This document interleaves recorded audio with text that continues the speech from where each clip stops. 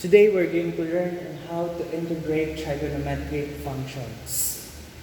Okay, let's take an example of a trigonometric function. So we have the integral of cosecant cube x over 1 minus sine x dx. It seems that this is very complicated because we cannot find the integral right away because we don't have the integral of cosine cube x over 1 minus sine x. The first thing we do here is to recall those trigonometric identities so that we can be able to simplify the equation or the function first. Now we know that we can rewrite this one as the integral of, we can rewrite this one as the integral of cosecant cube x dx over 1 minus sine x. And then this can be also be written as cosecant square x cos x dx over 1 minus sine x. That is equal to, recall that cosine square x can be written as, 1 minus sine square x, going back to our trigonometric identities, that cosine square x plus sine square x is equal to 1. Therefore, cosine square x can be written also as 1 minus sine x. Okay? So that is times the remaining cosine x dx all over 1 minus sine x. Again, in algebra, we call this one as perfect squares. 1 and sine square x are perfect squares. So this is now the difference between two squares, and we can rewrite this one as 1 minus sine x times 1 plus sine x, and the remaining cosine x dx all over 1 minus sine x. Now you see that the common factor between the numerator and denominator is 1 minus sine x. So we can divide out 1 minus sine x. Now what is left now is 1 plus sine x times cosine x dx.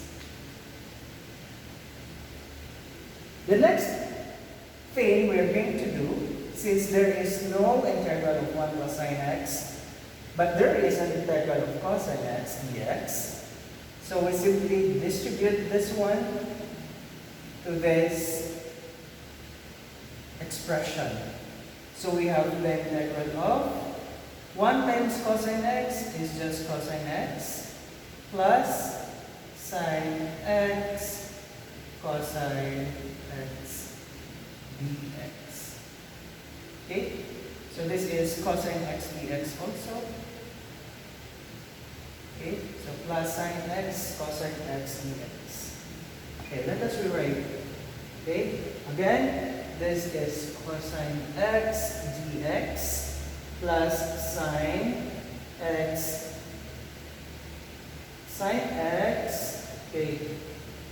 cosine x dx.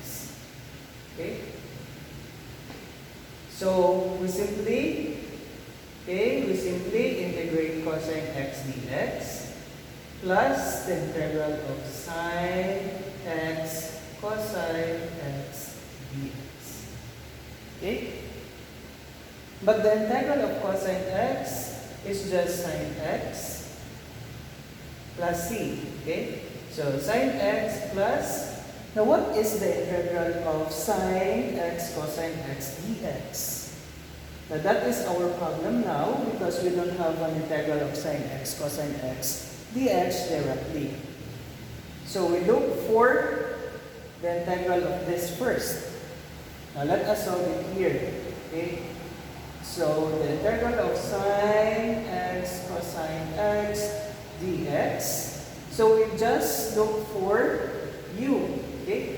We can use the chain rule. We can use let u be equal to sine x dx. Okay? Therefore, we can let u be equal to sine x dx. The derivative of u is cosine x dx. Okay, so the derivative of sine x is cosine x dx. Okay, we can find here cosine x dx. Therefore, we can rewrite the sine x cosine x dx as equal to the integral of, since sine x is our u, so we have u, cos x dx is du. So simply we have u du. Now the integral of u du is simply u to the power of 1 plus 1 over 1 plus 1 plus c.